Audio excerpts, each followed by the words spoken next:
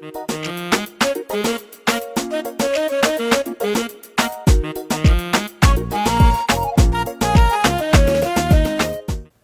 عليكم ورحمة الله تعالى وبركاته. إذا لهانتين بدأوا شيء قيمة هي قدرين تمضن ميل والبودافع عالم ككتشوكتان داودي الكوسود وهذا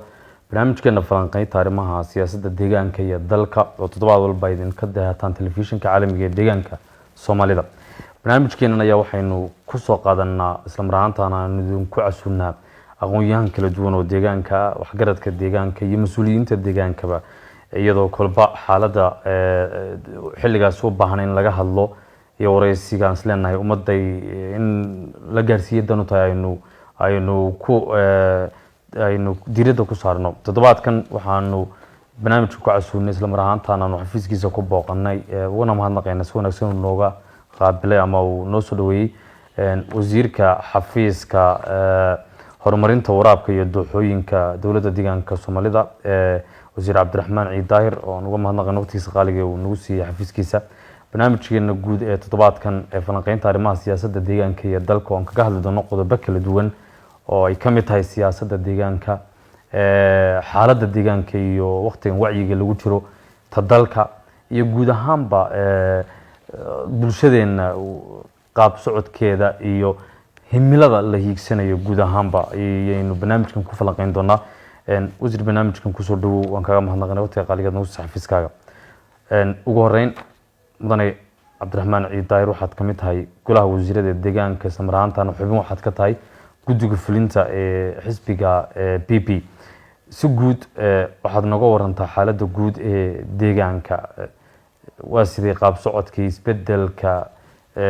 deegaanka ka dhacay guud ahaanba geeska aad baad maasante farax aad baan ugu faraxsanahay inaan marti ku ahaado barnaamijkaaga maanta oo iska wareysano xaaladda siyaasadeed ee deegaanka iyo dalka guud ahaan isbedelkii kadib hadda isbedelku muddo sanad iyo badh waxoogaa dhaafsan buu ayuu deegaanka intii uu ka hadna qaaday waqti ahaan ay noqonaysaa guud ahaanna waddanka waa 2 sano iyo bil buu hadda maraya waqtigii isbedelka ra'iisul wasaare Abiy uu xilka la wareegay deegaankan siyaabo kala duwan isagoo u cakiran siyaasad ahaan ayuu isbedelku dhacay oo noo ogsoonahay isbedelku sidoo ku yimid deegaanka Soomaalida iyo qaybaha kale Ethiopia waxay ahayd arrimo aad u kala duwan waayo Ethiopia marka laga soo bilaabo heer federaal isbedel ka dhacay wuxuu ahaa isbedel nidaam siyaasadeed oo isla halgan oo xisbiga dhexdiisa ra'iisul wasaare cusub lagu doortay iyadoo buuq iyo qalalaasa kala midna toona ka dhacay deegaanada kale gabigoodaba nidaam saas oo kale kaga dhacay oo xisbigii kadibna baarlamaanka loo gudbayo hogaamiye cusub ama madaxweyne deegaan ama ra'iisul wasaaraha lagu dooranay deegaankeena arinta ka dhacday arin aad ugu duwan bay ahayd qalalaaso iyo dhibaato fara badan oo ka dhacday August 4 2018 kadib ayuu dhacay isbedelkii deegaanka ka dhacay isbedelkaas markuu dhacay kadib talaabooyin fara badan oo dawladdu ay qaaday si ay ugu xasiliso ammaanka deegaanka oo la qaaday baa jiray siyaasiyan waxa ugu horeysay arintii maamul dhiska ahayd waayo deegaankeenu marka laga tago heer deegaan nidaam waxa jiray dadku dib u curshay u yaqaanaan oo ku dhisnaa deegaanku oo degmooyinka cid maamulasa ay ahayd cid ka soo jeeda degmo kale ama deegaan kale arintaas fikriyan marka aad eegto in Soomaalidu isdhex gasho oo dadku isbartaan arin fikriyan aad u wanaagsan bay ahayd laakiin qaabkii loo maamulay oo qaab khaldan ahaa ayaa sababay dadku in aad uga soo horjeedsadaan marka arintii waxay keentay automatic inay dadkii si toos ah markii xagan dawladda jigjiga ay burburtay in kuwii degmooyinkuna iyadoona cidba la hadal oo toos iskaga dadku iskaga soo dhaqaaqaan marka meel aan maamulba ka jirin ayaa laga soo yeegleelay horta madaxweyne kadib kaabineyga sida loo soo dhisay marka ugu horeyn arinta ugu horeysay lagu guuleystay waxay ahayd in la sameeyo maamuladii hoose arinta inta badan dadku ayna ku baraarugsaneen waxa jiray degmooyin sameysmay iyadoo nidaamka dib u curashada lagu jiro oo degmooyin deegaanku ansixiyay baa jiray degmooyinkaas maadaama nidaamka lagu maamulayay ahayd nidaamka dib u curashada in sabab loogu baahday in la eego sidee dadka wada degan degmadaasi ay degmada wax u kala yeelan wax loo kala maamulay ma jirin sababta maadaama ku bilaabmatay markii maamulkan cusub yimid waxa yimid caqabado aad u waaweyn oo ah gudoomiye meelaha qaarkood ayaa gudoomiye noqon dhismihii markii la dhisay arintaas in laga soo gudbo waxay ahayd arin dadaal fara badan ay xukuumaddu gelisay markii dambena 100% lagu guuleystay in maamuladu soo u dheeyeen 93 degmo 6 maamul magaalo iyo 12 gobolba in maamuladeedii la dhiso shaqooyinka ay bilaabaan kadib loo soo jeesado dadka in dhinacii xasilinada kale in loo wareego adeegyadiina in la bixiyo in la sameeyo intaana waxa raacayay degmooyinka la sameeyay oo cid intay si cilmiyeysan uga shaqeysay xad u sameysay oo tiri degmo hebel xadkeedu waa halkan aad ku kala qaybsantiin degmada ka go'day maadaama ay jirin aad bay u adkayd in iyada lafteeda la isla qaato marka arrimahaas oo dhan ay degmooyinka laftooda madax isku jiray degmo hebel halkay xadidii halkay ku kala gudubto cid garanaysa ma jir marka arrimaha laftoodu waxay u baahnaayeen in far badan in si taxaddar looga shaqeeyo si ayna isku dhac iyo dhibaato kale inoogu keenin inaga dhexdeeda deegaanka markaad siyaasiyiin eegto waqtiyadii u horreeyay waqti waxaanu joognay 90 in ka badan meelood loo qaatay nabadgelyo ahaan inay hotspot yihiin inay yihiin meelo isku dhac ay ka dhici karaan arrimahaas oo dhan in la kala furfuro la dejiyo oo ayna si aad u sii ballaaran shaqo waxay u baahnayd iyada lafteedu siyaasiyiin aad u weyn marka arrimahaas oo dhan baa horta la soo qabtay dhaqaaliyan wadanka markuu isbedelku dhacayay waxaynu ku jirnay iyadana xaalad aad u cakiran oo aad u adag inkastoo wadanka uu ka jiray nidaam la odhanayay cashuur dhaaf oo dadka inagoo kale xoolo dhaqatada degmooyinka inaga inoo dhaweey oromada iyaguna xoolo dhaqatada maadaama dhaqaniyan waxay isticmaalaan uu ka duwan yahay Toobiyada kale in wadanku inoo ogolaaday inaynu cashuur dhaaf ku soo gashano waxyaabaheena daruuriga oo cuntada iyo agabyada kale siyaabaha kala duwan loo isticmaalay dharku uu ka mid yahay dharka dhaqanka oo kala waxyaabaha noocaas laakiin dawladda xilliga jirtay ay u adeegsatay in nidaam monopoly oo dad gaar ah gacanta ku hayaan ay gacanta u gasho oo ganacsiga dad gaar kiishka sawirka dirraba warshada sawirka dirraba ku taal laga keenayo qof gaar uu keenayo caagada biyaha dirraba lagu sameeyo jigjiga la keenayo marka arrin dhaqaalo aad u cakiran nidaamkan la leeyahay cashuur dhaaf u ahaa kiishka bariiska ee jigjiga waxa ka jarnaa ka cad sababa yaala ee cashuurta laga qaado isagoo cashuur dhaaf ku soo galay jigjiga marka dhaqaalahan waqti waxaynu ku soo hagaagnahay xaaladdu ay aad u cakiran tahay isbedelku intuu dhacay waxaas oo dhan way furfurmeen iminka maanta waa ganacsigu xor deegaanka cid waxaas cid u xiran oo kaligiiba waxa keeni kara cid oran karto cid isku haysata habeeraati ma jirto cid kasta waa free way arinta chatka iyaduna ugu weyneedo dadkii chaad lahayn inta laga wada xidhay cid gaar loo xidhay maanta dadkii ganacsatada hore ugu jiray dib ugu soo noqday degmooyinka la yaqaan oo dib chatka uga ganacsada marka arinta ganacsiguna aad bay iyaduna ay u furfurantay dhinaca waxqabadka wax fara badan oo dawladda u dhaqaaqay oo intii ka horeysay aan qabsoomin oo aad u waaweyn ayaa jira waxa laga yaabaa dadka qaranka siyaabo kala duwan inay u dhagayaan media marka arrimaha la sheegay leeyahay waxaas la qabtay dawladdu waxaasay bedeshay ammaanka dadka maanta inay xorriyadii u soo noqotay oo qofka isaga laftiisu hadlaya ma dareensana maanta qof dhan oo la dawladdu ku mucaaradaya oo TV intu soo fariistay jigjiga ka hadlaya oo haddana isagii ka hadlaya oo leh xorriyad iyo dhibaato jirto oo la caburinaya isagii baa hadlaya oo arrinta sheegay marka arrinta lafteedu arrin is qabanaysa ma dadkan hadlaya waxay calaamad u yihiin deegaanka inay xorriyad ka jirto inuu inagu soo biiro TV gaar loo leeyahay oo ka hadlaya oo dadka wareysanaya inay dadku media kala duwan ee baraha bulshada inta isticmaalaan wixii ay u arkaan waxyaabaha qaarkood khalad ha ahaadaan wixii ay u arkaan inay fikirkooda ku cabiraan xorriyadda 100% arrin cabiraysa way deegaanka iyana cidna wuxuu raacin 100% cid habeeraatay arrinta wax sugu raacsan inay iyadoon jirin marka isbedeladaas inuu ka soo talaabsan marka arrimahan marka laga hadlayo kow arrimo fudud oo tusaale loo soo qaadan kara jira deegaanku sidoo taagnaa imika sanadkii dawladdan ay dhalatay sanadkii ka horeeyay arrimaha inoo muhiimka aynu deegaan ahaan ka baabaasaneen arrinta waxbarashada u horeysay arrinta waxbarashada sanadka 2010 la yiraahdo sirsiga Itoobiya sanad miisaaniyadeedka hal dugsi sare ayaa deegaanka gabigiisa laga qabtay deegaanka Soomaaliya oo laga dhisay hal dugsi sare waa wax miisaaniyad ku jira shantii sano ka dambeysay marka la isku wada daro 7 iskuul bay ahaayeen dugsiyada sare deegaanka gabigoodaba laga sameeyay ka ugu dambeeyay ku sheegay qabale ka soo noqday Oromiyo Booraalo halkan degmada Gurtun ku yaal u ahaa deegaanka markii aanu soo nimid aan aragnay miisaaniyad aan waxbarashado kale oo muhiim u ah deegaankeena inaynu degdeg u dhisno miisaaniyadii loo qabtay inuu ugu nimid waayo saad ogsoon tahay sanadkii 2011 isbedelku markuu dhacay isagoo baarlamaanku miisaaniyadii ansixiyay oo miisaaniyadu jirto ay dawladdan ay timid miisaaniyadii loo qabtay libilaabkeed in ka badan ayaa loogu daray waxbarashada dib loo habiyay miisaaniyada deegaanka shaqadii horeysay la qabto horumar ahaan waxay idin miisaaniyada deegaanka dib waxyaabo fara badan oo macna lahayn oo miisaaniyad loo qabtay baa meesha ku jiray marka 22 dugsi sare ayaa isla sanadka miisaaniyada lagu daray iyadoo waxyaabihii aan loo arkay inuu daruuri u yahay deegaanka iyadoo laga soo jaray hospitaalada haddaynu eegno 7 sano u dambeysay deegaanka 5 hospitaal oo saddex kamid iyagoon dhammaan aanu deegaanka ugu nimid dhakhtarada dhammaaday deegaanka waxay ahaayeen 7 sano u dambeysay hosbitaal ku yaala magaalada Fiiq iyo hosbitaal ku yaala magaalada Biki wixii inta ka baxsan hosbitaalka Gaashaamo ka socday baa jira oo isagoo socdaan ugu nimid qolkotan maray hosbitaal Raasi ku yaala jiray oo isaguna isagoo socdaan ugu nimid ku war dheer ku yaalo fashilmay bay wareeri oo laga guuray oo sidii la rabay aan loo dhisin oo fashil ahaa isagoo saddexda hosbitaal iyagoon dhamaystirnayn oo ka ugu badan 50% maray haddana oo fashilmay ka war dheer baan ugu nimid labada kale laakiin ay dhamaadeen waa 7 sano u dambeysay shaqadii la waday dhanka caafimaadka waxa lagu soo daray isla markiiba horta kii hosbitaalkii war dheer oo lacagtii way wada baxday oo loo arkay inuuna marnaba hosbitaal adeeg bixin karin in hosbitaal cusub loo dhiso laba hosbitaal oo cusub oo kale oo degmada Shineele iyo degmada Garbo laga ansixiyay isla sanadka waa hal sano gudii saddex halkii 7 sano u dambeysay 5 hosbitaal ay ka hayeen wixii la qabtay ayaa iyadana lagu soo daray marka arrimahan waxay ahayn arrimo la rabay in adeegyada asaasiga ah ee bulshadeenu ay u baahan tahay sidii inaynu wax ugu qabano aynu degdeg aynu wax uga bedelno in loo sameeyahay arinta kale aad u cakarneyd dhinaca waxbarashada waxay ahayd waxbarashadeenu ku soo salaysnayd nidaam qish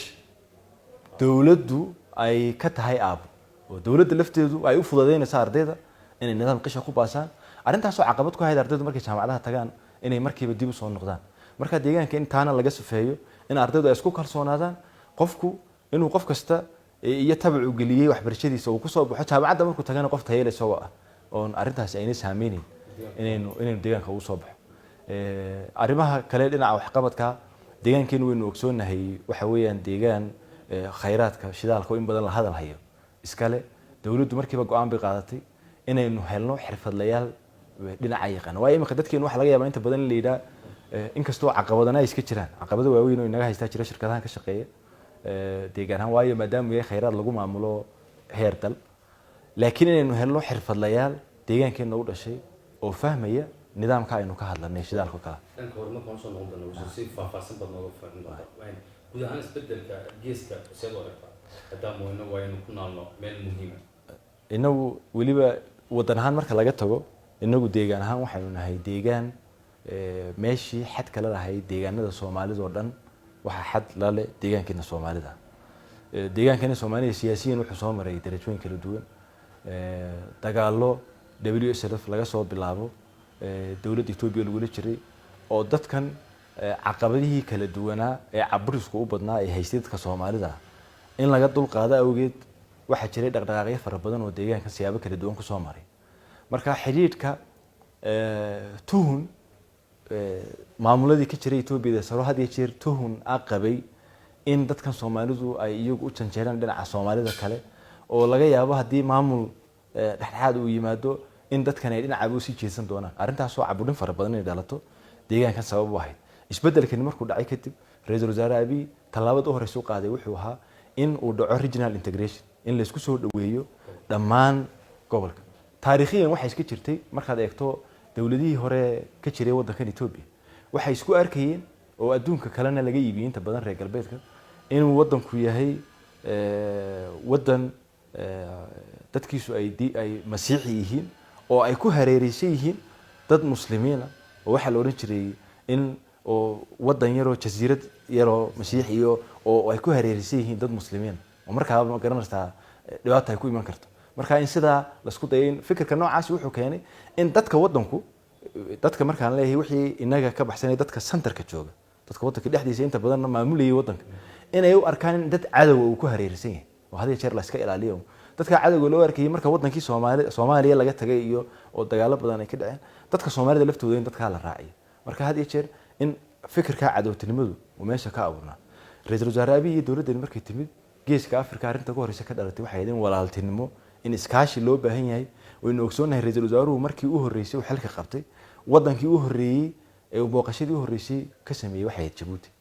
waxay ahayd siyaasaddu inay isbedeshay siyaasadda arrimaha dibadda totally way isbedeshay wadanka xaqii wadamada siyaabo kala duwan wadanku xiriir ula sameyn lahaa imika waxa mudnaanta koowaad la siiyay wadamada jaarka uu leeyahay wadanku wadamada deriska marka wadamadii deriska imika inaan cadow loo adag inaga culays fara badan ay naga qaadaysaa jir in wadankii Soomaaliya inaan cadow loo arag culays fara badan oo dadka Soomaalida deegaanka ka qaaday oo sidii hore fikirkii hore xagaas loo socday ay halkaas ay taageersiin aan ahayn ayaa ku yimid inaguna inaan doorkeena ka ciyaarno Soomaali ahaan waayo waxaynu fadhinaa dhaxdii baynu u fadhinaa Kenya xad baynu la leenahay Soomaaliya dhinaca Soomaaliya xad baynu la leenahay Djibouti xad baynu la leenahay wadamadan aynu xad kala leenahay oo dhan cidii isku xidhaysay Ethiopia ee bridge-ka u ahayd kaabada u ahayd inaga weyn marka isbedelkani culays fara badan oo siyaasiyan oo inagana inaga qaaday baa jira isku socodka iyo isku xidhka sidii hore maanta iyadoo wali ay jiraan saameynihii kala duwanaa argagixisadu ugu horeysay laakiin haddana isku socodkii iyo isdhexgalka dadku sidii hore 100% buu ayuu maanta uga sameeyay aad buu uga duway haddii aan su-aasha labaad isla arrintaasi aan ka hadalno waxaa jirta in guud ahaan isbedelka kadib uu deegaanka ka bilaabmay arrin dhanka furfurnaanta siyaasadda oo dowladdu ay qaaday in saaxada siyaasadda la furo xidhiidh noocay ayaa idinkala dhexeeya xisbiyada mucaaradka ee deegaanka ka jira mararka qaarkood xataa waxaa jirta inay idinku eedeeyaan in ay idin cidhiidhi gelisaan dhaqdhaqaaqooga siyaasadeed iyo spacekooga ama saaxadda siyaasadeed ee ay ku dhaqdhaqaaqayaan xisbiyadaasi arrintaas maxaad ka leedihiin Farxad baad maasantay horta in wadan ahaan iyo deegaan ahaanba horta wadan ahaan marka laga yimaado furfurnaansha siyaasadeed wadanka ka dhashay deegaan kasta wixii gudihiisa isagii haddana mas'uuliyad gaari ka sii saaran tahay inuu arrintaas sidii ku xalin lahaa falowgeed galo taas waxaa tusaale dhow ah waqtigii isbedelku dhacay kadib deegaanka ciddii hagasay ee hogaaminaysay wada hadalkii ururkii ONLF oo kale la galay wuxuu ahaa gudoomiye xisbiga waqtiga mudane Axmed Shide oo wasiirka maaliyadda federaalka iyo madaxweynaha deegaanka ayay ahaayeen ciddii hagasay Eritrea asmara dhowr jeer ku noqotay iyadoo lala kaashanay wasaaradda arrimaha dibadda oo markaa waqtiga Dr. Wargan uu joogay taas waxay calaamad u tahay deegaan kasta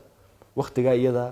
isaga mas'uuliyadiisa inuu deegaan waayo cid kasta isaga si gaara iyadoo wadankii wadan federaali uu yahay dawlad deegaanka Soomaalida cidii ka dhaqdhaqaaqaysa iyo dhibaatooyinka ka dhex jira cidda koowaad uu saameynaya waa inaga marka inagu aynu hagno arrimaha isbedelay ka soconaya deegaanka ay ahayd soo gelitaankii laga bilaabo cidda 100% waxa la wixii loo baahan yahay fududeynaysa dawlad deegaanka Soomaalida federaalku inuu wada hadalada iyo maadaama wadan kale oo dibadeed la joogay inuu fudaydiyo un mooyaane laakiin wixii dhaqaale ahaan oo tusaale ahaan oo kale loo baahnaa 100% deegaanku saarna hal sumino cid kale ka yimid haba yaraato arrinta lagu fuliyay haba yaraatay ma jiro ilaa maalinkii laga soo bilaabo diyaaradii laga soo qaaday ciidanka iyo madaxdii ururkaba ilaa intii halkan la keenayay waxay ahayd arrin deegaanku uu fudaydiyay intii hore saad ogsoon tahay soo dhaweyntii waqti dheer oo sanada ayaa deegaanku waxyaabo kala duwan uu fudaydiyay si la isku soo dhawaado oo dhibaatada deegaanka jirtay marnaba ayna ugu soo noqon wax fara badan oo deegaanku waxa kow ka ah culayskii dadkii ciidamada ahaa ee waqtiga ururka ka tirsanaa sidii loo kala furfuri lahaa cidii dhaqaale geli karta aan waqtiga waxaan ahaa wasiirka tacliinta sare cidii kulliyadaha deegaanku leeyahay wax ku baran karta ee geli karta inaynu sameeyno inay galaan cidii iyadoo inta dhaqaale yar loo sameeyay inay iska shaqaysato doorbidaysa cidii rabta inay booliska deegaanka ay ka mid noqoto waxa weeyaan waxyaabo kala duwan oo fara badan oo loo soo dhigay baa jiray oo nin kastaaba tii uu rabay uu qaaday deegaankana waynu weyn furfurnaan fara badan iyo inay ka dhacday imika intan dambe waxyaabaha la isku haystaa waxa weeyaan maaha iyadoo cidhiidhi marnaba ay galayso ururka weyn nala jooga xafiisu leeyahay oo ka shaqeeya deegaanka waxa weeyaan waxyaabaha maamulada hoose ay ka soo cabanayaan ee ka baxsan awaamirta xisbinimo nidaamka xisbinimo ka baxsan in laga leexdo weeyaan dhibaatada la isku haya oo koow ay ka tahay arrinta inta badan cabashada ka jirta arrinta caalamka imika xisbiga barwaaqo ama xisbigeeni la midoobay xisbigii PRDF xisbiga dimuqraadiga Soomaaliyeed calaamado gaar u iska lahaa jirta laakiin marnaba ma dhacso maanada aragna iyadoo magaalo gaar ama tuulo gaar laga taagay calan xisbi oo gaar deegaan ahaan waxaanu leenahay calan aynu ku wada mideysanahay oo deegaanka Soomaalida ka wada dhaxeeya kulligeen naga wada dhaxeeya oo laakiin anagu imika xisbi barwaaqo ahaan calaamado iyo calan noo gaaraan leenahay oo xisbigan u gaar oo calaamadiisii xisbiyada kalena saasoo kale u leeyahay xisbi kasta wuxuu xaq u leeyahay meeshuu xafiis ku leeyahay inuu calaamadihiisa iyo calankiisa ka taagto laakiin wadanka intiisa kale in calanka wadanka iyo calanka deegaanka inaga wada dhaxeeya inaynu ka mideysnaano waayo haddii kaas calaamad su'aal uu galo dadkan wax isku haynaya hadda tolo jiri mayso imika waxyaabaha wadankan dhibaatada ku haya ee la rabo in isfahan qaran laga sameeyo waxa kow ka ah arrimihii calaamadaha qaran ahaa oo dadku ayna ka muslimku waad aragtay deegaanada qaar deegaanka maxaarad oo kale calan kale wataan meelaha qaar waxaad arkaysaa calan kale wataa khalad weeyaan sidee wadan lagu wada ahaan hadduu nin kasta wato inagu markaa tiina usoo dhaadhaco sidee inuu deegaan ku wada ahaan hadduu nin kasta calankiisa berri hadduu isbedel dhacuka kale yidhahda aqbali maayo sidee lagu wada joogi marka calanka haddii su-aal ay ka jirto si toosa in laisku weydiyo la yidhahda calankan inagama mateli karo maxaynu samaynaa calankii deegaanka taa waa la odhan karaa saa waynu uga wada hadli karnaa laakiin iyadoo calankii deegaanka calankana waa inaynu ogaano waqtigii calankan la sameeyey waqti ururkaa laftiisu uu maamulayahay deegaanka marka su-aal ka iman karta in cid kale ay samaysay calankan haba yaraatee ma jirto marka arrimo noocaasa haddayna ahayn sinaba marnaba caasimaddii baynu dhex joognaa meel ay ka dhici karto in qofka fikirkiisa iyo ururkaasaad ka mid tahay cidna ay cidhiidhi ku gelin karto joogitaankiisa iyo meesha inuu hadduu qabale yahay hadduu degmo yahayba uu ku noolaado haba yaraatee ma jirto xisbiyo iyaguna kale ayaa jira ama imika samaysmay ama sii jiray oo iyaga laftooda dee culaysyadii waddanka ka jira unu haystay iyaguna si waxay u dhaqdhaqaaqaan xorriyada ayaa jirta golaa jira iyaduna gole xisbiyada deegaanka ka jira ay ku midaysan yihiin baa jira oo loogu talagalay wixii dana Soomaali ahaan aynu qabna had iyo jeer inaynu kaga wada tashano arrinta kaliya muhiimka waxa weeyaan qadiyadu markay noqoto waxyaabaha qadiyadaha inoo ah in laga midaysnaado xisbi kasta hadduu yahay wixii laakiin laisku dhaleecayo siyaasad ahaan lagu kala duwan yahay aragti boolisiyada aad leedahay inuu kaasaan qaatay isagu kan ma qaadanayo in loo tartamo oo nin kasta fikirkiisa uu dadka usoo dhigo uu yidhi anu waxaasaan kaga duwanahay 1 2 3 ayaanu qoladan kaga duwanahay annagu intii hore aynu xisbiga dimuqraadiga Soomaaliyeed ahayn iyo imika uu nahay xisbiga barwaaqo oo axzaab badan oo wadanka ka talinaysa ay ku midowday waxaanu aaminsanahay in wadankan sidii midnimadiisa isagoo deegaan kasta ahaanshihiisa hoosana ilaashanaya in midnimada wadanka la adkeeyo inagana waxa inoo muqaddas oo qasaba maanta waxaan aynu ku dhex jirno wadanka inta leeg marka tirada wadanka 110 milyan aad aragto 8 milyan tirada aynu ka nahay waa dareemi kartaa waxaynu goosanayno Soomaali ahaan baa lagu goosan karaa inaynu dadkeena ku midayno fikirka Soomaalida oo inagoo Soomaaliya aynu wax ku raadsano xisbigana waxyaabaha imika aanu aaminsanahay dadka Soomaalida inuu soo kordhinayo koow waxa ka arinta way xisbigan maanta barwaaqeenu ku dhex jirno nin uu fikiri kara meel hoose shirka guddiga fulinta imika xisbiga barwaaqo wuxuu ka dhacay Addis markaanu tagno anagu dad waxaad la gelaysaa ka yimid deegaano kale nin kasta deegaano kala duwan baa laga wada yimid shirka guddiga fulinta la qabtay nin day hebel iyo reebel ka hadli kara ma jiro waqtiga waxaad u doodaysaa waa fikir Soomaaliyeed weyn marka xisbigan inuu jiro aragtidaas aad buu si horumarinaya wuxuu inaga caawinayaa inaynu si Soomaalinimo aynu u fikirno waxa kaliya inuu had iyo jeer talo ku bixinanaan cid kasta haday tahay waxa weeyaan inaynu fikirka Soomaalida sida aynu ku horumarin lahayn in la gaaro wadankan waqtigii isbedelkii hore u dhacay kacdoonkii hore isbedelku ka dhacay iyagoo dadku ka duulaya inay xisbiyada qaar xisbi nabiil qabiiliya ku samaysan ay yihiin waynu garananaa tirada xisbi qabiiliya ka samaysmatay markii dambe leega iyo waxa la iskugu yimaado leegada xisbiyada iskugu yimid xisbiyo qabiilo magacyo qabiilo ku samaysnaa baa ayaa xisbiga iskugu yimid maanta waxaan diidanahay maadaama xorriyadan isbedelkan uu dhacay dadka inay tiyo kale aynu horseedno oo dadku ay u arkaan in nin kasta uu reerkiisa yar iyo xisbi saasa inuu meesha soo dhigo wadanka guud ahaan maanta wuxuu marayaa 120 xisbi uu sii dhaafay waxaasoo dhan wax loo baahan yahay ma marka inagu sideen wax uga goosan karnaa wadankan hadaynu ka mid nahay maanta aynu leenahay Ethiopia inuu ka sii mid ahaanana maxaa wax laga goosan karaa inuu magaca Soomaaliyeed yahay marka xisbiyada kale waxaan rabnaa in la isla garto muxuu yahay fikirka iyaguna ay hayaan ee la leeyahay kan aanu hayno ka duwan ee la leeyahay kaas aanu haynaa oo wadankan aynu wax kaga heli karnaa waa in wixii wax cad yahay oo dadku ay fahmayaan annagu iyadoo maanta midnimada Ethiopia iyadoo lagu ilaalinayo nidaamka federalismka wadanka ka dhisan sida uu yahay lagu ilaalinayo in Ethiopia laga mid ahaado xaqeena aynu sida ku raadsano inagu xisbigana ka mid ah ayaa anaga talaahan noo taala marka xisbiyada kalena sida xaqa lagu soo ridi karo fikriyan ka duwan tahay in la soo dhigun ba wanaagsan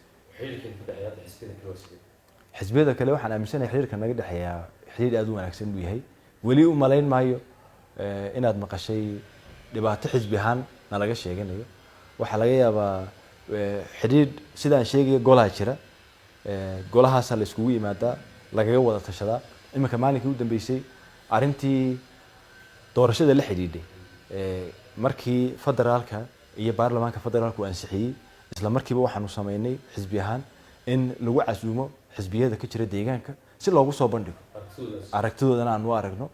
wadankii waayo saynu ogsoonahay arinta doorashadu arin qaran weeyaan dastuurka wadanka qodobkiisa 102 wuxuu dhigayaa in wadankan uu iska yeelanayo hal guddi doorasho oo qaran. halka guddi doorasho qaran baa qabanaysa doorashada heer dal iyo ta deegaanada.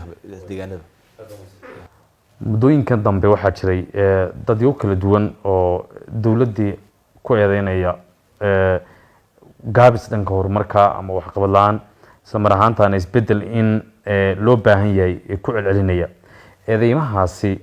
sideed u aragtaan ka dowlad ahaan, maxayse ku salaysan tahay dhaliishoodu markaad eegto dadkaasi? kolley horta dadku inay dhaliil qabaan oo dadku ay naga fikir duwanaadaan oo ay u arkaan in ma garanaysaa nidaamka jira la bedelo. xisbi kasta horta oo siyaasadeed, qof kasta oo aragti siyaasadeed leh wuxuu xisbi u samaystaa marka hore si uu ku hanan lahaa awoodda dowladeed. nin xisbiyo maanta de inuu xisbi uun iska ahaado uun magacuyaal u samaysanaya ma jiro. markaasay doontaba ha ahaatee wanaag iyo xumaanba dhaleecada ka imanaysa xagga mucaaradku had iyo jeer waa tuuska jiraysa. haddii dowladdu ay wanaag badan qabato, hadday xumaan jirto had iyo jeer iyagu waxaan aaminsanahay, waayo waa dad tartamaya oo arkaya inay ka ritaan cidda meesha joogta, inay xukunka ka ritaan iyagu ay meesha soo fulaan. haddaba inta badan maxaa ka jira arrimahan iminka kolley su-aashaadan maadaama la xidhiidha inta badan ashkaas inay xisbiye ahayn, ashkaasta iyada laftooda way qabi karaan fikir kala duwan. horta laba in loo kala saaro weeyaanoo cid tiri xisbiga barwaaqa ha dhaco weli maanaan maqal. taasun baana de isbedel lagu raadin karaa. xisbiga maanta meesha maamula waa xisbigii barwaaqo. nidaam xisbi markuu aad tahay, haddaad weliba xisbiga aad xubin ka tahay, nidaam xisbigu ku fasaxaya jira inaad wax ku dhaleecayso oo lagu ogolyahay oo gudaha ah oo isla halkan gudaha. macquul maaha xisbi anigiyo isla xisbigii inaan inta banaanka istaagaan, waayo de xisbigii bay dhaawacaysaa. adigu haddaad rabto inaad xisbigan awood ku yeelato ku qabsato, haddaad adigiiba dibadda ka dhaleecayso dee xisbigan sii jiritaankiisa aad calaamad su-aal. haddii hadhow xisbigan dhaco adiga laftaadan waxba helayn. marka dadka badankiisu markaad u fiirsato waxaan u aragnaa dad shakhsiyan u cadhaysan inay yihiin wax mabda oo la leeyahay xisbigan wuu ku khaldan yahay lagu saxmo. dadka badankiisana markaan waxyaabahan maqlano dad badan oo waxgaradoo Soomaaliya soo jooga dhawaan waynu arkanay oo TV-ga qaranka laga wareystay inay 100% xisbiga barwaaqo ay taageereen. annaguna xisbigii barwaaqo u baanahay, xisbiga la taageerayo annaga kow ka ah. marka hadduu wax qabadkiisu fiican yahayna waan la wada fiican noon, hadduu xun yahayna xisbiga barwaaqo dee in la dhaleecayo la xisbiga barwaaqo waxaas ku xun yahay. xisbigan ra'iisul wasaaraha haga fagaarayaal aan iskugu nimaadno lagu wada xisaabtamaa jira xisbi ahaan, hadduu khalad jira lagu wada hadlayo. laakiin dee noqon mayso bar xisbiga ka tirsan in la ilaawo ay saxsan yihiin bar ka mid ah. xisbigu waa xisbiga barwaaqo meel kastuu joogo wadanka dhalish waa la wada yeelanaya. marka horta dad maanaan arag saas, laakiin laga yaabo dad iyaga laftoodu waxaa jira aan u aragno inayna saxsan iyagoo weli xisbigii ka tirsan oo xisbiga meel sare ka jooga in dhaleeca banaanka loola soo baxo. qofku hadduu dee una ku qanacsanin xisbigan siduu wax u wado intuu xisbiga ka baxo banaanka istaago ama xisbi karo mucaarada ku biiro ama samaystaba isagu inuu halkaa ka halgamo oo fikirkiisa soo jeediyo waxaan ku khaldanahay sheego. dhaliilaha la sheegayna in dadka wax caqli galo macquula inta badan lagu soo dhigo. qof shalay uu dawladda kamid ahaa hadduu maantaba intuu carro maantaba uu dhib sheego shalayna adigii baad ka tirsaneed, dadka laftooda arrinta calaamad su-aal bay gelinayaan. qofkani shalay inbuu ahaa qof wixii si mabda'a u soo dhigaya ayaa wanaagsan. arrimaha badankooda laga hadlayeen dadka si iyaga laftoodu caqli gal oo macquul la fahmi kara in lagu soo dhigo 36 bilyan miisaaniyad la yiraahdo oo aad leedahay meel ay gashayba lama arkayo. arrintaasi waxay waa 2 sano miisaaniyadda horta maba gaadho 2 sano lafteeda inta ma ahayn marka la isku daro. laakiin hadday noqotaba lafteeda wadanka waa in lagu xisaabtamo 30% imika hadaad eegto miisaaniyadda 18 bilyan sanadkan 3 meelood meel waa mushahar 6 bilyan. hadday jirto cid shaqaale oo deegaankan ciidanadeena oo la mushahar maan qaadan hala soo ogaado han aragno. haddii la leeyahay arrintaas uu khalad ka jira cid baa laga cunay mushaharkeedii 6 bilyan oo kamid ah dawladdu shaqeeyo mushahar qaadanaya inuu sheego yiraahdo aniga lacagteedii oo 36 bilyan waa 36 bilyan waa miisaaniyadii oo dhan degmooyinka 6 bilyan oo kamid ah degmooyinkaas kale. hadday jirto degmo la leeyahay maanta looma dirin miisaaniyadeedii waxaynu maqalno aynu aragno xaggay ku lunsan tahay hal la ogaado. wixii soo hadhay mashaariicda lagu qabanayay deegaanka wax fara badan oo deegaanka socda habeenin dheer TV-ga waa laga soo daayaa mashaariic la furayo. maanta aynu joogno guddi heer deegaana waxay booqanaysay gobolada Nogobiya Eerad mashaariic kala duwan oo ka socday deegaanada ayaynu arkaynaa oo qayb kamid ah xafiiska aanu joogo u waday. hadday dhibaato jirto waa in la soo sheegaa meesha gaarka iyo waxa gaarka jira. laakiin si guud oo duuduuba oo waxay iska noqonaysaa un dhaleeca inaan meel haysan laakiin wax la taaban kara haddaynu iskugu nimaadno oo kow laba saddex intaas oo mashruuc baa saa u khaldan oo saa u khaldan haddii la yidhaah oo wax laga fahansiiyo dowladduna had iyo jeer diyaar bay u tahay wixii jira khaldan waxba ma khaldana lama odhanayo wixii khaldan si macquula loo soo dhigo dowladdu inay ka jawaabto sidii lagu sixi lahaa had iyo jeer in la sameeyo xisbi ahaanna gudaha had iyo jeer halganka ka socdaa ma aha markaanu xisbi ahaan u shirano in wanaag laga sheekeynayo wixii khaldan dowladdu had iyo jeer waa sababta dadka loo bedelayo tallaabo looga qaadayo markay khaladaad jiraan wax u baahan in la saxo siyaasiyiin ha noqoto wax qabad kale horumarka ha noqoto sababahaasaa keenaya marka dhaleecanaha guud waxaan u arkaa un arrimo cadho shakhsiyaad inta badan la xidhiidha wax mabdi'iyan iyo wax qabad xisbi la xidhiidha umalayn maayo isla arrintaasi inagoo ku jirnaa mudane wasiir cabdiraxmaan waxaa jirtay in doorasha ay nagu soo dhowdahay doorashadaasi xisbigiinu hadda wuxuu la tartami doonaa xisbiyo kala duwan oo qaarkood ay iminka isbaahaysteen sida konalaf iyo ururo kaleba guud ahaan xisbigiinu markaa yidin doorashada sidee u diyaargarowdeen ma sideese xisbigan lagu doortaa xubinka mas-uulka ka noqonaya ama madaxweynaha oo kale see lagu dooranayaa aad baad mahadsantahay waxa weeyaan kulley horta doorashadii waddanka saynu ogsoonahay waata dib loo dhigay xisbi axsaabta qaarkood fikiro gaar ah ka qabaan laakiin dowlad ahaan iyo xisbi ahaan iyo wadamada axsaab fara badan oo arrimahan lagala tashaday waxaa la isla qaatay in la fasiro dastuurka waayo dastuurkeenu si cad uma qeexayo haddii ay dhacdo xaalad degdeg oo noocan oo kale xanuun noocan oo doorashadii loo qaban karin oo waqtigii dowladda iyo golaha wakiiladuna u dhammaado maxaa la sameynayaa maadaama ayna ku jirin waxaa la isla qaatay in fikirkaa la qaato axsaabtii aanu kala tashanay 90% deegaanka waxay isla qaateen in fikirkaas uu ugu macquulsan yahay hadda in lagu socdo ay tahay doorashada kulli xisbigeygani wadan ahaan iyo deegaan ahaanba xisbiga ugu ballaaran weeyaan wadan ahaan xisbi 8 deegaan taladiisii gacanta ku haya weeyaan xisbiga barwaaqo dowladda federaalka ayna gacanta ku haya deegaan ahaan waa xisbi deegaanka degmo iyo tuulo una ku lahayn xubin ayna jirin weeyaan marka horta xisbi sidan oo kale u sal ballaaran oo ama wadan ahaan ama deegaan ahaan ka jira ma jiro waan soo dhaweynaynaa wixii isbahaysiga mabda isaguna ku salaysan isbahaysiga aad sheegaysaa mabdiyan heer u gaarsiisay inkastoo annaan weli garanayn mabdiyan maxay ay ku heshiiyeen xisbiyadani waayo waxaad isbahaysan kartaa markaad arrimaha qaarkood aad isku mabda xisbigu isku barnaamijkiina siyaasadeed markuu iswaafaqayo waxyaabaha muhiimka aad isku waafaqi kartiin marka arrimahaasi ma jirtaa wax la isku waafaqi kara ma yihiin waa in arrin baahan in laga jawaabo laakiin cid kastoo isbahaysanayso dana Soomaaliyeed inay horumariso rabto aad baan u soo dhaweynaynaa xisbigu waxa weeyaan wadanka waxa keenaya xisbi ahaan inuu ku shaqeyno wadanku nidaam wuxuu ku dhisan yahay parliamentary system waa nidaam maaha madaxweyne toos aynu u doorano ama ra'iisul wasaare waxa weeyaan wadan cid kasta wakiiladeeda ay ka soo dooranayso goob doorashooyinka kala duwan ee wadanka ka jira halka marka la iskugu yimaado xisbiga ku guuleysta talada ama axsaabta isbahaysata waqtiga inay soo doorato xisbi ahaan cidii hagi lahayd ee hogaamiyaha u noqon lahayd marka maadaama nidaam noocaas aynu ku dhisanahay had iyo jeer waxa weeyaan xisbigu cidii ku guuleysata talada ay haysa cid ay u garato inay hagto ayaa marka xisbi ahaan sida lagu doortaa wadamada parliamentary sidan oo kale nidaamkan oo kale isticmaala ayaynu kala mideysanahay nidaamka noocana marka anaguna xisbi ahaan saas nidaam saas uma lagu soo dooran doonaa ra'iisul wasaaraha iyo madaxweyne kasto deegaanada kala duwan ee wadanku leeyahay deegaankan waxaa soo maray 13 madaxweyne laba madaxweyne marka laga reebo aaba iyo marka laga reebo koy toban kale waxay hayeen hal dhinac weeyaan haddii xisbinimo lagu dooranayo arrintaasi say ku imanaysaa yani in Soomaalida deegaanka iyo doorashadii iyo cadaalad soomayntiisa ay noqonaysaa horta waxay ku xidhan tahay had iyo jeer kulleedii haddaad sheegtaba inay cid ku dhex jirtay waqtigii doontaba haatee waxaa laga yaabaa inay tilmaam aynu u qaadano in dadka Soomaalida ee deegaanka wada degan deegaanka la wada leeyahay cid kasta ay ka noqon karto inay calaamad u noqoto baa fiican siday ku noqotay horta waa xisbiga iyo cidda talada markaa haysa sida loo arko ciddii hanan karta dadkan Soomaalida isku wadi karta oo had iyo jeer noqonaysa xisbigu had iyo jeer marnaba ma dhigayo in cid gaara ay magaranaysaa u xidhnaado xisbigu ama deegaanku u xidhnaado mana dhicin ma aaminsan taas inay dhacdayna laakiin waxa laga yaabaa nidaamkii dadku markay sidaa dusha uga eegaan in loo maleeyo in arrintaasi ay saameyn hoose ay leedahay laakiin totally waxa arrin xisbi la leh ma aha iyadu waa arrin ma garanaysaa kolba ciddii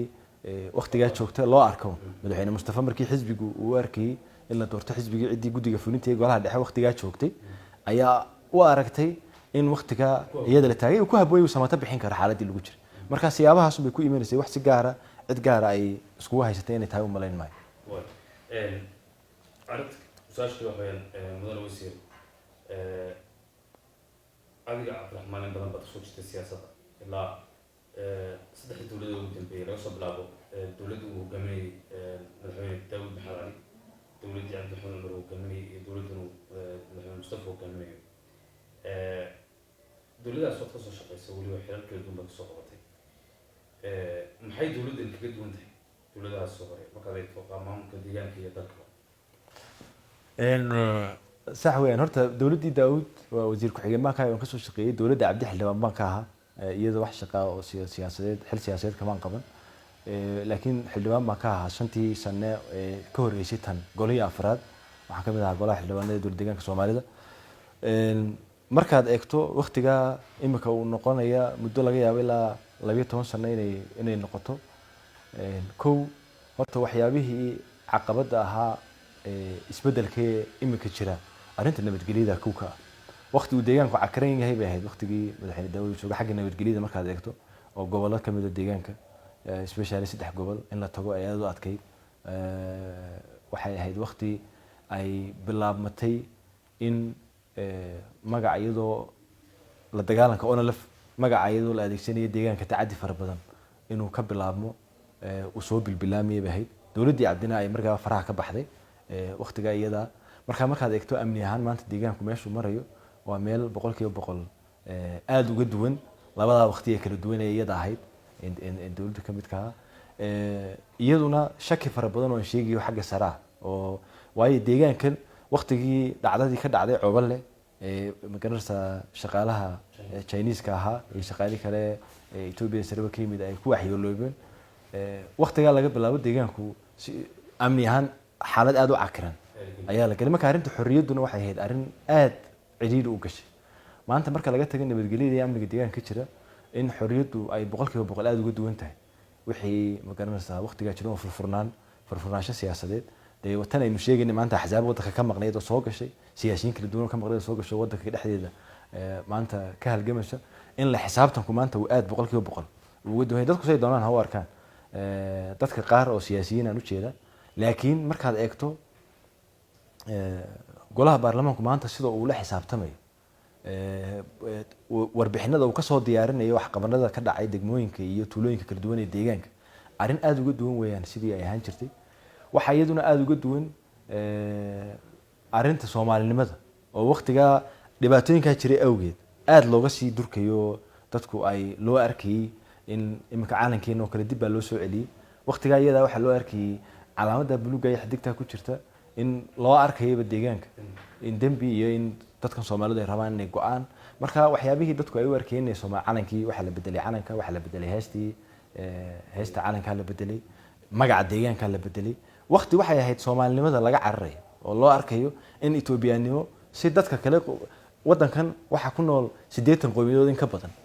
waa loo wada dhinyo nin kasta qowmiyada inagoo kale waxa jira wadamo kala duwan ku nool canfarto kale waxay ku nooshahay laba wadan oo kale Djibouti iyo Eritrea ku nool yihiin Oromadu Boorantu waxay ku nooshahay Kenya qowmiyada kala duwan oo Tigray ku nool oo Eritrea ku nool baa jira Benishangul Barto kale qowmiyada Barto waxay ku nooshahay iyo Gumuuzkuba Suudaanna way ku nool yihiin Gambeelaha Nuweerku uu ku nool yahay labada dhinac marka inaga sabab magaca Soomaalida Ethiopia loogu daba daro Soomaali baan nahay Ethiopia oo wadankii dadka ka wada dhixiyay wax si gaar ah marka taas waxay calaamad u ahayd waqti laga cararayay dareenka Soomaalinimo oo loo arkay hadaad waxaas oo kala muujiso in xagga sare lagaaga arkay qof u xaqlinaya Soomaaliyiin iyo dhinaca janjeela marka waxa isleeyahay waqtigan iyadayna maanta taaganay waqti aynu ka soo gudubnay caqabadaha badankooda oo maanta dadku ay si sharaf leh ugu faani karaan Soomaalinimada aad bay uga duwantay 100% dhinaca aan sheegay la xisaabtanka iyo iska warhaynta marnaba may dhicin waxa laga yaabaa dadku maadaama ina fadhin oo shakhsiyaad qaar oo hadlay ay arkayaan baarlamaanku sida uu u dhaxgalayba imika labadii sano ee u dambeysay waxqabadka dowladda iyo talooyinku soo jeediyey waxyaabaha u arkay inay khaldan yihiin in la toosiyo arrin aada uga duwan oo boqolkiiba boqol baarlamaanka shirkiga golu jira ay qireen ayay ahayd hay'adaha kala duwan inay sidaa u wada xisaabtamaan oo sidaa loo wada hadlo arrin aada uga duwan bahayd tacadigii faraha badnaa ee ka dhacay deegaanka oo in badan dee magaranaysa laga wada dheragsan yahay arrin aada uga duwan weeyaan maanta waxaa laga yaabaa hal shakhsi oo siyaabo kala duwan magaranaysaa dhimashadaba ka soko hal qof oo siyaabo kala duwan laamaha amnigu ay u qabtaan oo loo xidho oo maxkamadaba la horgeynayo hal shakhsi ayaa qeyladiisa maanta ayno marka laga tago kumaankumkii kala duwanaa siyaabaha kala duwanaa marka taas waxay kutusaysaa isbedelkiin maanta taaganahay in halkaa qof dadku in loo dul qaatana maaha laakiin haddana cid sharciga ka sarreysana ma jirta khalad hadduu dhaco in laisla wada xisaabtamo oo aynu ka hortagno kolba wixii falxumo ku keeni kara deegaanka isbedel aada weyn baa jira waxa weeyaan dadkuna isagoo qofka horta dadku inay dareemaan arrinta xorriyaddu waxaa laga yaabaa dadka qaarkood kama dhigna xorriyaddaasi inay ay had iyo jeer ay noqoto arrin saameynaysa arrinta wada noolaanshaha iyo deganaanshaha iyo amniga deegaanka inay noqoto weeyaan waayo iminkana waxaa lasoo saaray arrimaha hadallada loo arko inay xanafta yihiin ay waxyeelayaan nabadgelyada dad iska horkeeni karaan bayaan baa kasoo baxay heer qarana oo arrintaa waxaa looga daleeyahay ma aha marna in lagu caburiyo cid waayo cid lagu caburiyo deegaankiina weli arrintaa lagula xisaabtamay inkasta ay ahayd inay jirto waayo isku dhacyada reeraha walaalaha kala duwan ee meelaha kala duwan degan waxyaaba noocaas ayaa saameyn weyn iyada lafteedu ku leh marka waxyaabahaas oo dhan markaad eegto aad bay uga duwan tahay waqtigan aynu joognaa waqtiyada maxay tahay mudane wasiir muddadii xafiiska joogtay haddaan kusoo noqono dhanka xafiiskaaga waxaad joogtaa ood mas-uul ka tahay xafiis mid kamid a xafiisyada ugu waaweyn deegaanka oo fulinaya mashaariico wax ka bedelaya nolosha bulshada deegaanka muddadii aad joogtay muxuu xafiiskaagu bulshada u qabtay maxaad qabatay aad baad mahadsan tahay sidaad sheegtay xafiiskani waa xafiiskii horumarinta waraabka deegaankeenu marka wadan ahaan la eego wuxuu ku jiraa meelaha aadka khayraadka wax lagu soo saari kara dhinaca beeraha oo eeba aadka ugu manaystay ayaynu aynu ka nahay khayraadkaas sidii looga faa'iidaysan lahaa kulley waxyaabo fara badan oo ilaa waqtigii dhergiga tallaabooyin lasoo qaadayay baa jira laakiin daal fara badan uu ka muuqnaa oo wax ishaysta oo hore u socdoo kale aan weli deegaanka ka qabsoomin dhinacyo dooxooyin kala duwan oo iyadana laisku dayay in wax laga sameeyo si aynu magaranaysaa waraab ahaan u isticmaalno arrimahaasi may suurtogelin intaanu nimid waxaanu isku daynay kow horta inaynu nidaamino oo sidii arrimahaasi ay waddo ku qabsan lahaayeen inaanu falowgeed galno marka kow waxa ugu weyn mashruuca waraabkee goday mashruuca waraabkee goday waa mashruuc ku yaala galbeedka goday imika degmada beercaano waa mashruuc waqtigii dhergiga laga soo bilaabo wuxuu ahaa la bilaabay samayntiisa laakiin faa'iido fara badan dadka inkastoo qayb kamid ay diyaarsan tahay qaybtaa diyaarsan aan faa'iido fara badan dadku inta badan ayna ku qabin mashaariicdaa dhibaato haysatay 30 sano ay jireen inaanu saxno oo wixii loo baahan inaanu ku darnaano horta markii u horeysay baanu bilownay waxa ka socda dib u habeyn baa ka socota mashruuca lagu wado ilaa dhinaca webiga dhaamka weerka biyaha laga soo leexinayo haddaynu taa samayno wax fara badan oo aynu kasoo saari karno dhinaca beeraha oo dhinacaas ayaa jira qalab kala duwan oo kale warbaahintan aad ka aragteen oo rabno dhinaca waraabka in looga adeegsado maadaama waraabkii biyihii marka la helo qalabkii kala duwanaa cagaftii wax qodasay matooradii biyaha ee webiga lagaga soo tuuran lahaa meelaha iyagu aan lahayn sida galbeedka guday oo kale ay dadku beeraleydu isticmaali lahaayeen oo ilaa 700 xabba gaadhayay cagafyaanu keenay mashaariicdii iyaguna jiray gobolka city oo kale mashaariic biyaha dhulka ceelal waxaa jira biyuhu ay iska burqadaan oo aan bam aanu ku jirin ha in iyagana mashaariicda aanu dib u habeyn aanu ku sameeyno ayaanu iyagana wadnay mashruucan si gaar oo kale wuxuu u maamulaa sanduuqa loo yaqaano SDG oo wadanka loogu talagalay in wax lagaga qabto yoolasha ma garanaysaa joogtada qaramada midoobay ay u dhigtay adduunka sidii aynu ku gaari lahayn in falowgeed lagu galo marka sanduuqaas oo dowladda federaalku ay deegaanada ma garanaysaa kaga taakulayso in kolba dhinacyada ay u arkayaan inay muhiim u tahay iyaga inay ku qabsadaan marka waxaa jira dhinacyo wadooyinka kala duwan oo imika laba wada u muhiimsan aanu ka wadno wadada imika gobolka liibaan iyo dhaawo isku xidha soo kale dhakaasuuftu ilaa gaalu gaadha soo beri dhaweyna madaxweynihi ay soo booqdeen wadadaas oo kale tusaale kooban haddaan usoo qaato wadadaasi waxay ahayd wado muddaba 3 jeer inta lacag lagu bixiyey aan qabsoomin bay ahayd oo dadka deegaanku waxaan aaminsanahay cid kastoo dawladda hore ka warhaysay ay ogtahay 2 jeer oo marna xafiiskan aan u joogo lacagtii la bixiyey 100% marna xafiiska jidadka deegaanku lacagtii uu bixiyey dawladda inaga horreysay labadii jeerba lacagtii meel ay gashaan aynaan ka jawaabi karin anagu 5 kilomitir oo xaaqitaana la sameeyey kaliya wadadaas waa 62 kilomitir sanadkan laakiin wadadii si toos ah u bilownay waxaan ku rajo weynaa insha Allah inay sanadka dambe ay dhamaato waa degmada Dheeka ilaa Gaaluul ilaa bridge la gaaro inta ka sii shisheeyna xafiiska jidadka qabanaya mashaariic noocaas oo bridge-yada Gunagado Galadiid bridge la yiraahdo oo degmada Boodaley ku xidhaya iyo Baari iyo Dolobay bridge ku xidhaya oo dhinaca loogu talagalay dhinaca yoolasha ah in isku xidhka suuqgeynta xagga bulshada in wax laga qabto inkastoo xafiiskii jidadku jira laakiin saduuqaasina loogu talagalay wixii taakuleynaya kolba meelaha daldalooladu ay ka jiraan maaliyad ahaan ina buuxin karin in lagu buuxiyo waxa kaloo lagu qabtaa dhinaca ilaha biyaha oo sanduuqaas oo xafiiska aanu maamulno waxa jira ceelal dhowra oo xafiisku imika uu fuliyo biyo gelino meelo kala duwan aanu u sameynay oo imika ay ugu horeyso centerka San Xaskulle oo ka tirsan degmada Mula oo biyo gelin loo sameeyay biyo gelin hadda ka hor la isku dayay oo fashilantay aanu dhameystirno u sameynay waxa jirta imika mid xaad oo ka socota waxa jirta degmooyinka Qabr Bayaxi Mula oo leed gelinta xagga biyaha aanu iska kaashanano shirkadda leedka ee wadanka ceelal kala duwan oo imika Harta Sheekh Shilaabo oo dhameystirmay aw barnaamij laga qoday oo imika socda oo maalmahan gabagaboobaya marmarsa iyo qalin meel leeyda oo iyaguna imika la bilaabi doono marka waxyaabahaas oo iyadana sanduuqa laga fulinayo ugu dambeyn waxa sanduuqa laga fulinayo oo muhiim isaguna dhowr warshadood oo deegaanka meelo kala duwan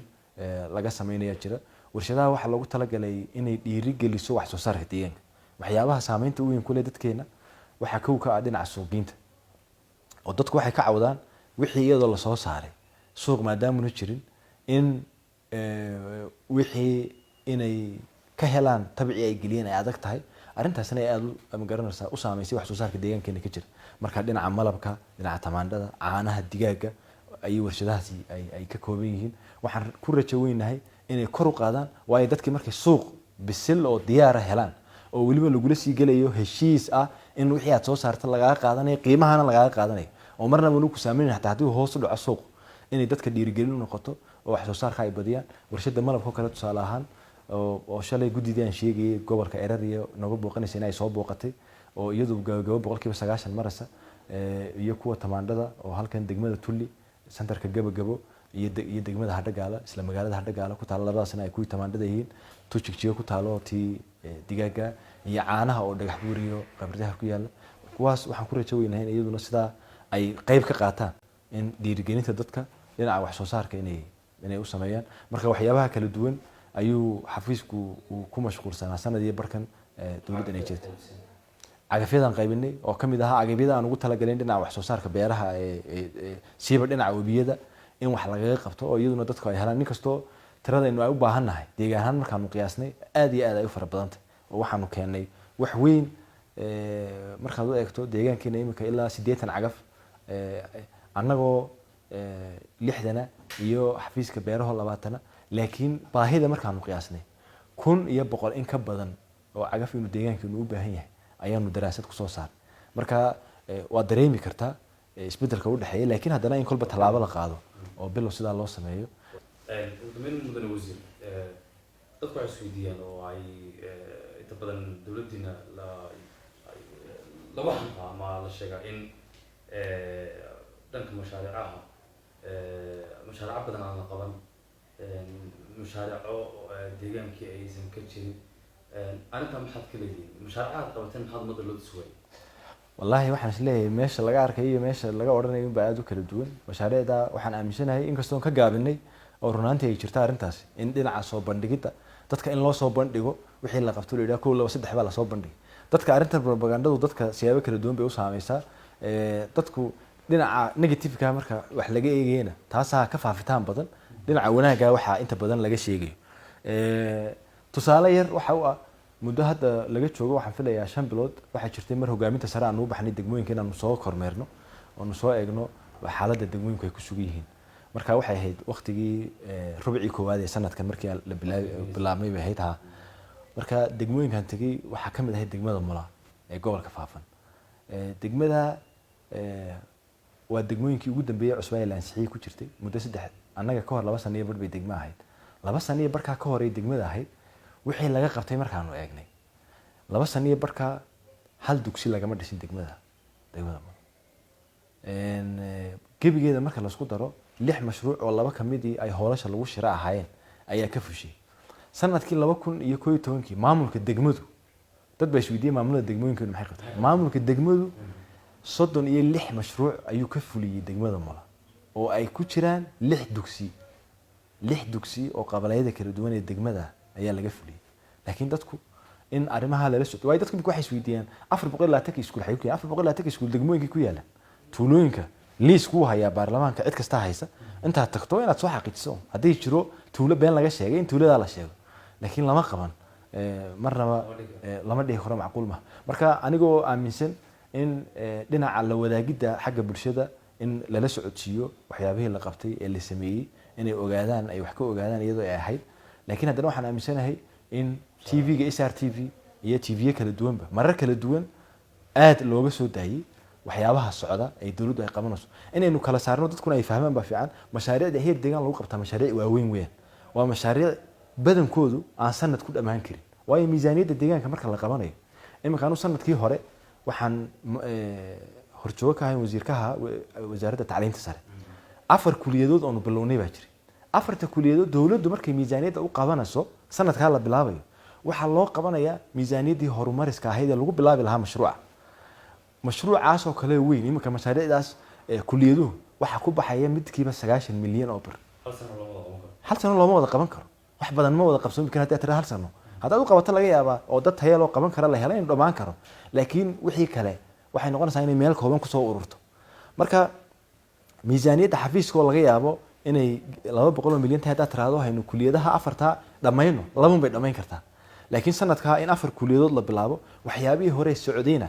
oo iyaguna soo wareegay in lagu dhameystiro imika hospitaaladii aan sheegayno kala tusaalahan imika hospitaaladaas imika waxay marayaan baa laga yaabaa 70% qaarkood oo kale garba iyo shaniile sanadkii hore la soo bilaabay marka miisaaniyadii ay ku baxasay ama 70 milyan hal mar ma la qaban karo lama qaban karo marka mashaariicdu waxay u badan yihiin qaar ay qasab tahay badankoodu maadaama ay waaweyn yihiin in sanadka kalena ay u wareegto mashaariic kale laakiin badan oo iyagu ceelasho kale anagu baan qabanay imika intaan xafiiskan joognay 7 ceel ayaa la dhameeyay oo la qoday waxyaabaha dhamaan karo kale way dhamaanaya laakiin waxyaabaha mashaariicda waaweyn marka in dadka la soo imika inay warshad 40 milyan ay ku baxday ay 90% mar soo umaleyn maayo cid firi kartaa inay jirto degmada fiiq cidii rabtaa soo eegi karta waa laga wada hadli karaa hadii dib u dhac ku jiro laakiin waxaan aaminsanahay waxa guuday dadku sidaa guudan sheegay markii loo sheegay oo kale 36 bilyan ee lagu sheegay inay ku dhex qarsoon tahay sawirka dadka laga qarinayo laakiin wax fara badan oo inuu arki karno xafiiska howlaha guud imika caasimadaha gobolada guriga wadareeyo laga sameeyay shaniila inoo dhow maadaama caasimadii tahay halkan laguma darin berigii inkastay aad u mudnayd magaalada Jigjiga dadka ugu badnaa deegaanka ku nool yihiin laakiin dhinacan waxay nooga dhow shaniile waa la soo eegi karaa 100% dhamaaday oo guriyihii cidii in culayska ay ka yareyso ma garanaysaa maamulada oo macallimiinta xirfadlayaasha caafimaadka ay ka faa'iideystaan inay jiraan inay jirin cid u baahan ay inta tagto wax la soo arki karo la soo eegi karo weyn marka waxaan is leeyahay iyadoo dhinacan aan ka gaabinay laakiin haddana way jirtaa mashaariic fara badan oo la qabtay jirtay dambeyntii mudan wasiir maxay tafriinta keentay shacabka guud ee deegaanka xafid iyo mucaarada horta arinta ugu muhiimsan waxa weeyaan xanuunka adduunka oo dhan iyo wadankeenaba inkastoo wadankeena marka ay dadku wali dhayalsi fara badan uu jiro oo sida wadamada qaar saameyntiisu wali ay aad inoogu sii balaaranin laakiin haddana arin 100% inta xadarkeeda laga yeeshay ay tahay weeyaan oo hadii waynu wada garananaa wadamadii adduunka heerkooda dhaqaaluhu marayay iyo nidaamkooda caafimaad sidoo ahaa siday ma garanaysaa dhibta ka soo gaadhay waynu garananaa inaga oo heerkan marano waynu garanano in meelo fara badan aynu aad uga hooseynaa wadamada inaynu taxadar fara badan sameeyno aad baynu ugu qasbanahay gudi ahaan oo kale maadaama xafiiska caafimaadku dadka uu la socodsiiyo had iyo jeer dhinacyada waxa ka jira waxaanu hoos u eegnay saameynta dhaqaale siiba dhinaca sektorka beeraha qaybta beeraha iyo wax soo saarka iyo isku filaanshaha cuntada saameyntu nagu yeelan karo xanuunkani waayo dad ahaan waynu isgaranaa dadka Soomaalida berigii hore waxay ahayd magaalooyinka kaliya laakiin maanta ilaa miyiga waxa laga isticmaalaa cunto la soo dhoofi ilaa miyigeenu waxa la soo saaray dadka waxay u bateen dad baasto iyo bariis meel kasta ku isticmaalay ma jiraan boqolkiiba horta markaanu qiimeynay deegaankeenu cuntadaynu u baahannahay intaynu la soo baxno siiba dalaga loo yaqaano firileyda ama haruurka loo yaqaano boqolkiiba 50 ma gaadho intaynu soo saarno intaynu u baahannahay inagu intaa kale waxay ka timaadaa caawimooyinka kala duwan ee hay'adaha iyo siyaabaha kala duwan deegaanka ku yimaada oo iyaguna saameyn ku leh dadkii wax soo saari lahaa imika waxaanu qiimeynay gobolkan Faafan waa gobolka wax soo saarka ugu badan ee dhinaca firileyda deegaanka boqolkiiba 50 iyo in ka badan waxaynu soo saarnay deegaanaha gobolka Faafan ka soo baxa beeraley fara badan oo gobolka Faafana oo arimaha raashimada caawimooyinka imanaya oo saameyn ku yeeshay oo wixii ay soo saareen qiimihii ay ahayd inay ku helaan ku heli waayay ama suuq gebi ahaanba suuq waayay waayo dadkii baadiyaha sidaan ay sheegnay dadkan caawimooyinka qaata badankoodu intay dib u iibiyaan ay ku bedeshaan bariis iyo baasto marka arrintaas oo saameyn nagu leh dadka hadda waxaanu diyaarinay 12,000 oo hektaar oo nagu talagalnay in saameynta caabuqan COVID-19 aynu ku yareyno si hadiiba ay dhacdo waayo waynu ognahay wadamadii iyagiiba shaqooyinkii hoos uga dhaceen imika inagoo kale bariisku hindi u aad inooga yimaada iyagiiba dhibaato haysata oo dadka inay beerihii u baxaan wax la qabto ay ku adag tahay marka waxoogaa kadib waxa laga yaabaa inay nagu adkaataba meel aan ka iibsano haddaynu xataa lacag haysano inaynu weyno marka dadku wixii bedel noqon lahaa si saameyn fara badan aynu wadamadii waaweynaa dhaqaalahoogu intaasoo ayuu hoos ugu sii socdaa caawimadan xataa kale inuu sheegano dadka qamadigan loo keenayo ma jiraya mise ma jirayo cidna kama jawaabi karto marka arrimaha sidii kolba aan ugu diyaar garoob lahayn gudi heer deegaana oo madaxweyne ku-xigeenku hagaya la sameeyay marka siyaabihii aynu ugu hortagi lahayn marka deegaanka dadkeenu in dhulka aynu wax kala soo baxno waqtigii aynu intaynu go'aan ka qaadano aynu bilaabi lahayn dawladdu waxyaabo yaryar bay fududeyn kartaa laakiin inaga inagu xidhan tahay bulsho ahaan Soomaali ahaan inaynu wax soo saarka inaynu kor u qaadno qof kasta uu la soo baxo wixii loo baahnaa inuu sameeyo inaga inagu xidhan tahay marka mucaaradii maxaafadba arinta saameynta dhaqaale sidii bulshadeena looga wacyigelin lahaa waa inta badan imika dadku waxay maqlaan wacyigelinta waa dhinaca caafimaadka dhinaca dhaqaalaha saameynta iman karta dadkan inaynu xilli aynu gaari karna aynu ugu adkaatay inaynu caawimooyinkeenu helayno wixii aynu soo iibsanayno labaduba inay cidhiidhi galaan in arrintaas sidii looga hortagi lahaa falowgeed aynu wada galno wax soo saarka deegaanku hadda sanadkan waxaa qorshaysan degmooyinka in arrin lagu wada xisaabtamo ay noqoto wax soo saarka degmo kasta ka soo baxay oo maamulada in dhiirigelin ay sameeyaan dadka la dhiirigeliyo dadkuna ay la soo baxaan cidda wax la soo baxaysa dawladda ma maamul shacabka weeyaan shacabku waxa kaliya nolosha aynu wax kaga bedeli karnaa adeegyadan kale aynu bixinayna badankeedu waxaynu u bixinaynaa sidii aynu dadku ugu fududeyn lahayn inay noloshooda wax ka bedelaan qofku wuxuu noloshiisa wax ka bedeli karaa markuu lacag ay soo gasho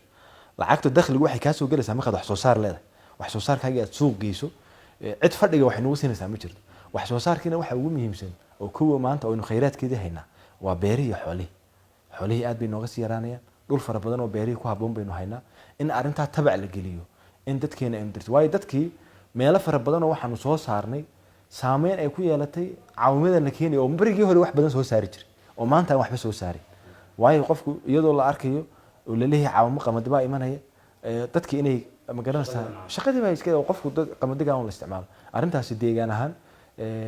jiritaankeena saameyn weyn ayay ku leedahay inaynu maanta bilowno laakiin xanuunkani markuu dhamaado lafteeda ayna arrintaasi istaagin oo arrin joogtaysan noqoto dadku wax soo saarka intay kor u sii qaadaan ay noqoto inaynu inagu isku filnaano dawlad ahaanna waxaa noo qorshaysan qorshahan 10 sano aan ku darnay imika sidii aynu isku filnaansho dhinaca cunnada ku gaari lahayn gudidan aan sheegay madaxweyne ku-xigeenku arrintaas ayay ka shaqeynaysaa marka waa shaqooyinka wanaagsan ee dawladdu ay wado in deegaankan sidii isku filnaansho cunto lagu gaarsiin lahaa aynu falowgeed galno laakiin wacyi gelin fara badan iyo in dadka la dhaqaajiyo u baahantay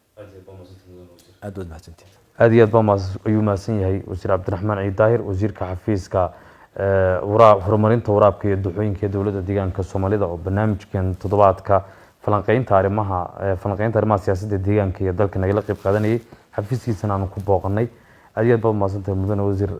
intaan dib barnaamijka mid lamid ugu kulmi doono anigoo ah Faarax Cabdi iyo asxaabta kala qayb qaatay barnaamijkan diyaarintiisa iyo isku dubaridka